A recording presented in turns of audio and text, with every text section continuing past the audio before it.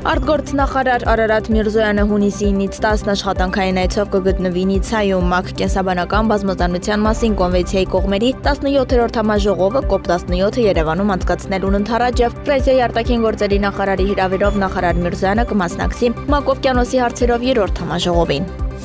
Զորամասից եւ բանակային դիրքերից արգելվում է զանգահարել ընտանիքի անդամներին, ընկերներին ու խոսել ծառայության, հերթապահության եւ առհասարակ բանակին վերաբերող այլ մանրամասների մասին։ Զանգը կարող է ճակատագրական լինել ոչ միայն տվյալ զինծառայողի, այլև ամբողջ ստորաբաժանման համար։ Այս մասին զգուշացնում է Հայաստանի պաշտպանության նախարարությունը։ Առավել վտանգավոր է սմարթֆոն տիպի բջջայինով կատարված զանգը։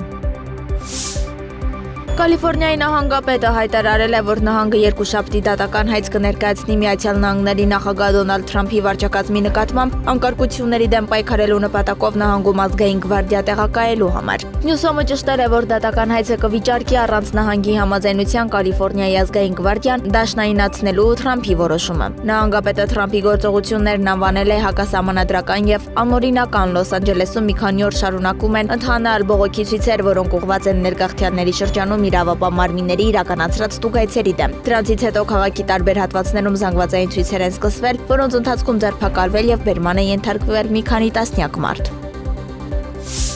Լեհաստանի եւ դաշնակիցների ռազմական օդանավերը երկուշաբթի վաղ առավոտյան բերվել են բարձր պատրաստվածության Լեհաստանի օդային տարածքի անվտանգությունն ապահովելու նպատակով։ Սա հետևել է արևմտյան Ուկրաինային հասցված ռուսական օդային հարվածներին, հայտնել է Լեհաստանի զինված ուժերի օպերատիվ հրամանատարությունը։